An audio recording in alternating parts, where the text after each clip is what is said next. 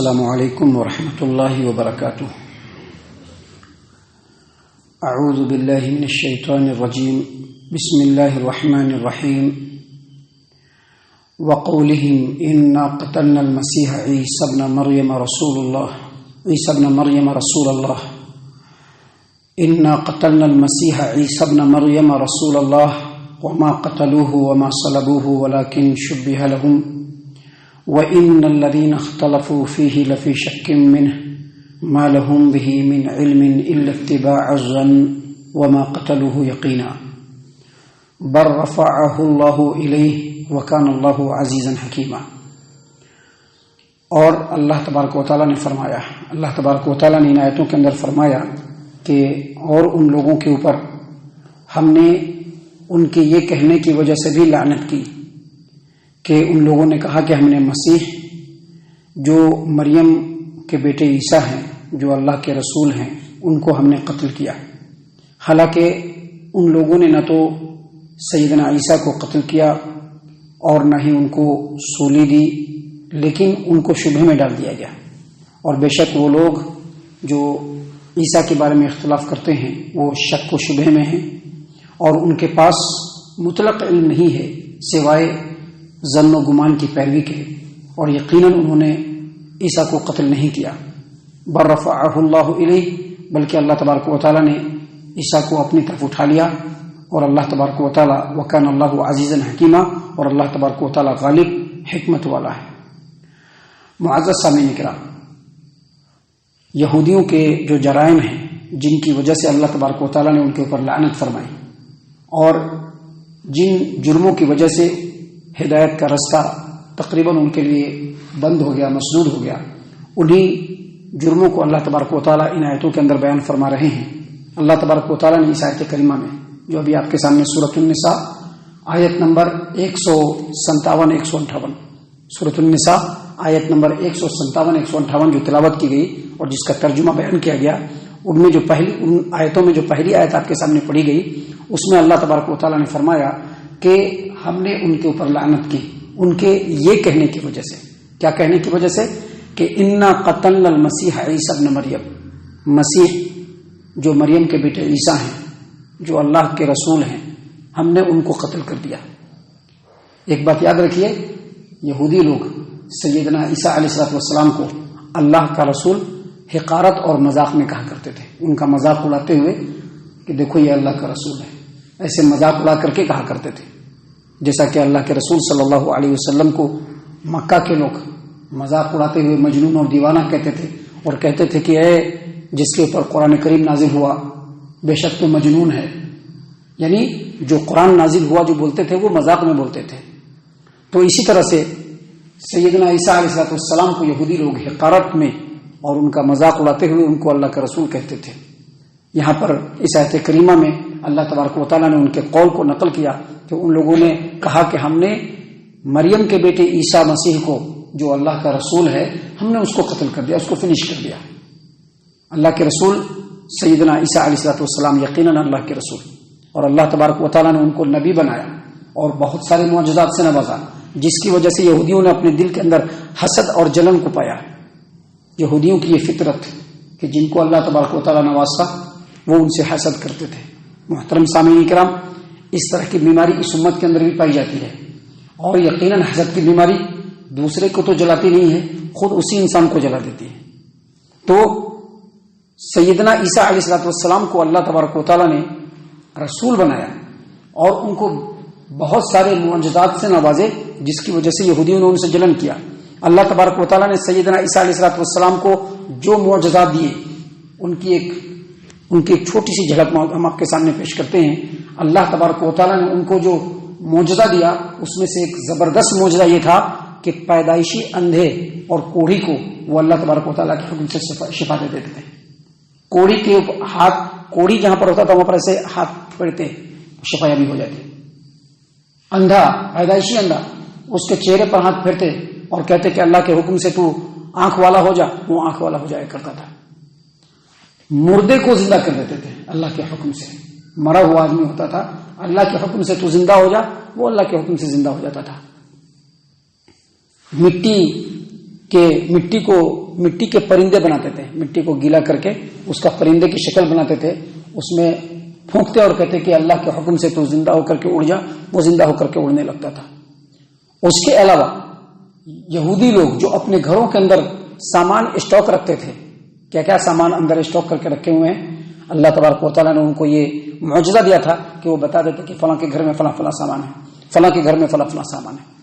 اس طرح کے بہت سارے معجزات اللہ تبارک و تعالیٰ نے سیدنا عیسیٰ علیہ السلام کو دیا، جس کی وجہ سے یہودی لوگ ان کے پیچھے پڑ گئے، حسد میں پڑ گئے اور ان کو نیست و نابود کرنے کے چکر میں پڑ گئے۔ برابر تکلیف دیتے رہے یہاں تک کہ اتنا برا ماحول بنا دیا کہ سیدنا عیسیٰ علیہ السلام کبھی بھی ایک جگہ پر چین و سکون سے نہیں بیٹھ سکے، کبھی اس بستی میں کبھی اس بستی میں اپنے والدہ کے ساتھ بھاگتے رہتے تھے، چکر لگاتے رہتے تھے۔ وہاں جا کر کے 2-4 سال سکونت اختیار کیا، وہاں پر لوگوں کے درمیان دعوت و تبلیغ کی، اس بستی میں چلے گئے، ایک جگہ کبھی چین سے نہیں بیٹھے وہ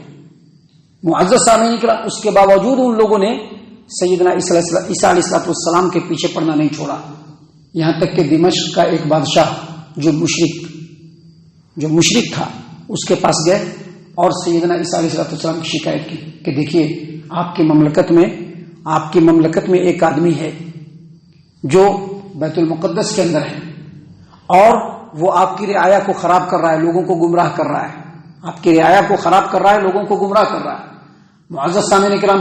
ان یہودیوں کے بہکاوے میں بادشاہ آ گیا، فوراً اپنے نائب جو بیت المقدس کے اندر تھا اس کو خط لکھا کہ دیکھو وہاں فلاں فلاں آدمی ہے، اس کو فوراً اریسٹ کرو، اریسٹ کر کے اس کو سولی پر چڑھاؤ، اس کو کانٹوں کا تاج پہناؤ اور لوگوں کو اس کی تکلیف سے تم دور کر دو۔ ایسے جا کر کے بڑھایا چڑھایا بادشاہ کو، بادشاہ نے خط لکھا، وہاں کے نائب نے فوراً اس حکم کی تعمیل کے لیے اپنی سپاہی کو بھیج دیا۔ معزز سامعین کرام، جب سیدنا عیسیٰ علیہ السلام کو لگا کہ اب یہ لوگ مجھ کو چھوڑیں گے نہیں، تو ایک گھر کی طرف آئے جس گھر میں ان کے ساتھی تھے جن کو حواریین کہتے ہیں۔ روایتوں کے اندر آتا کہ 12 تھے، بعض روایتوں میں آتا کہ 13 تھے، بعض روایتوں میں آتا کہ 17 تھے۔ امام ابن ابی حاتم کی کتاب تفسیر ابن ابی حاتم میں 12 حواری کا ذکر ہے۔ سیدنا عیسیٰ علیہ السلام ادھر آئے، اس گھر کے چشمے سے غسل کیا، اس گھر کے اندر داخل ہوئے تو پانی کے قطرات آپ کے بال سے ٹپک رہے تھے۔ اندر گئے، 12 لوگ یا جو بھی موجود تھے، ان کو کہا، جب دیکھا کہ وہ لوگ آ چکے ہیں دروازے پر، کہا کہ دیکھو تم میں سے کسی ایک کی